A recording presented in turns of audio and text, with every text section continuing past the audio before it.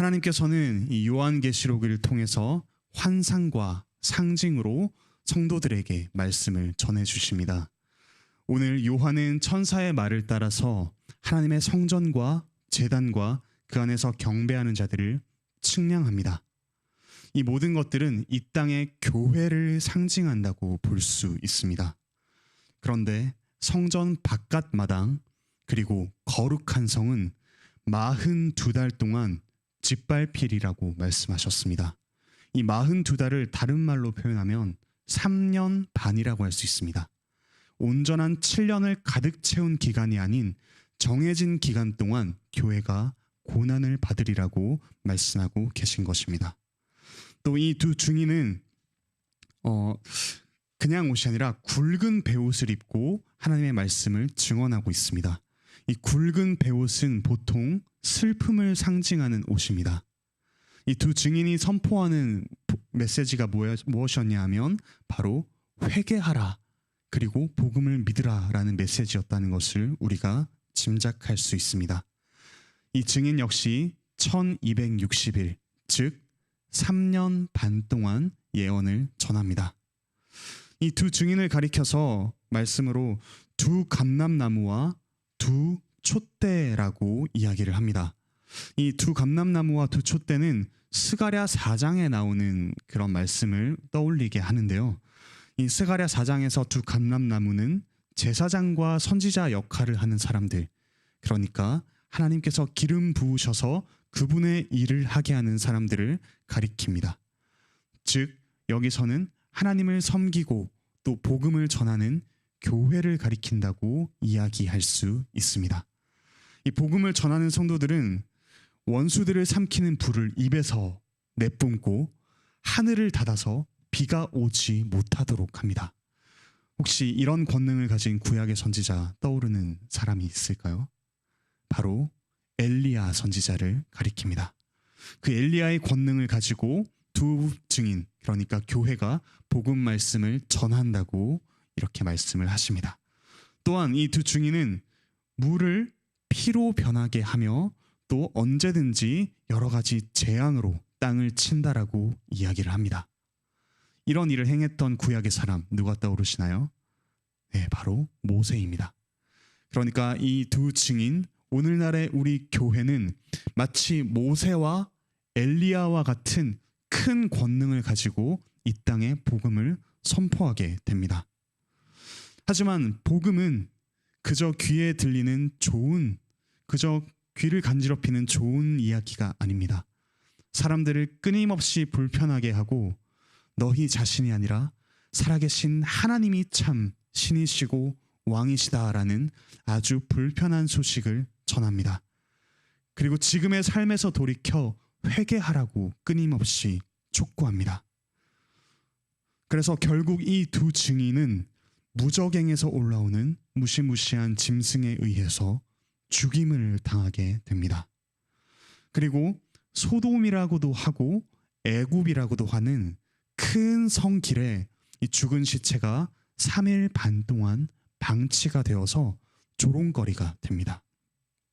그런데 이곳은 그저 증인이 처음으로 죽어서 시체가 방치되는 곳이 아니라 주님께서 십자가에 못 박히신 곳이라고 이야기를 합니다. 주님께서 십자가에 못 박히신 곳에서 죽임을 당하는 것, 이것은 사실 상상만 해도 아주 두려운 일이기도 하지만 한편으로 우리에게 큰 위안이 되기도 합니다. 우리보다 앞서 주님께서 먼저 이 땅에 오셔서 복음을 전파하시고 핍박을 받으시며 죽으셨기 때문입니다. 그리고 우리는 그 결국이 그저 방치된 시체가 아니라 부활하셔서 하늘에 오르시고 승리하신 그 결과라는 것을 분명히 알고 있기 때문입니다. 하지만 사람들은 이 두 증인이 죽은 것을 보고 기뻐하며 서로 예물을 보내는 그런 잔치를 벌입니다. 그들을 불편하게 하는 복음과 교회가 마치 망한 것처럼 보이기 때문이죠. 복음을 들고 살아가는 우리, 복음대로 살아가는 우리가 때로는 사람들 앞에서 실패하는 것처럼 보일 때가 있습니다. 그때마다 사람들은 조롱할지도 모르겠습니다. 아, 저 진리를 안다고 말하는 저 사람, 아, 복음대로 살아간다고 말하는 저 사람의 결국을 보아라. 그의 결국은 실패와 멸망이 아니냐라고 조롱하며 기뻐할 수도 있습니다. 하지만 오늘 요한계시록에서는 분명히 그 결과를 보여줍니다. 하나님께로부터 생기가 나와서 두 증인을 살리고 이들을 하늘로 불러 올립니다. 이건 결국 교회가 승리하리라 라는 사실을 보여줍니다. 그리고 단순히 이 두 증인이 살아나서 하늘에 오르는 것에 그치는 것이 아니라 큰 지진이 나서 성 10분의 1이 무너지고 7,000명, 그러니까 무수히 많은 사람이 죽는 그런 모습을 보여줍니다. 사람들은 이것을 보고 두려워하여 하나님께 영광을 돌리게 됩니다. 그 교회의 승리, 복음의 능력을 보고 사람들은 하나님의 영광을 마주하게 되는 것이죠. 물론 이것이 완전한 회개인지 그저 일시적인 두려움인지 알 수는 없습니다.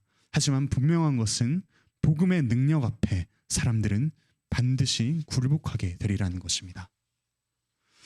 이제 15절로 넘어가면 장면이 바뀌고 마지막 7번째 나팔 재앙이 시작됩니다. 하지만 이 재앙이라고 표현한 것은 하늘의 존재들과 또 24명의 장로들이 경배와 찬양하는 장면으로 가득합니다. 그 내용은 곧 하나님과 그리스도께서 세세토록 영원히 왕노릇하실 것이라는 내용입니다. 결국 옛적에도 계셨고 지금도 계신 전능하신 그 하나님께서 다스리고 계셨음을, 또 영원히 다스리셨음을 찬양합니다. 주의 이름을 경외하며 이 복음을 붙들고 살아가는 이들에게는 상이 주어지고, 땅을 망하게 하는 이들, 하나님을 대적하고 이 세상을 망치는 이들에게는 멸망이 임할 것이라는 사실을 보여줍니다. 이와 같은 찬양이 울려 퍼질 때 장면은 하늘의 성전이 열리고 또 하나님의 언약궤가 보입니다.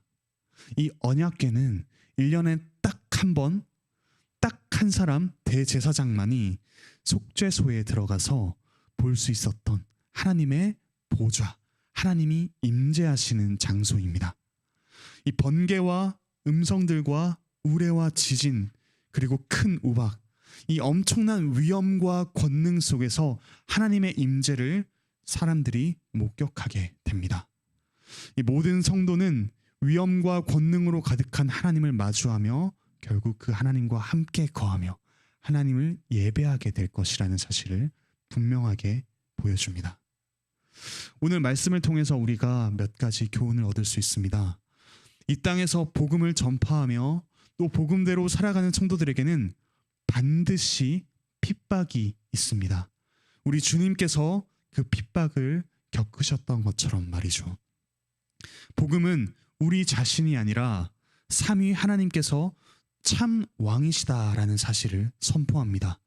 우리의 모든 죄를 회개하고 하나님께 돌이키라고 촉구합니다. 그래서 우리는 이 복음을 전파할 때마다 핍박을 당하게 될 것입니다.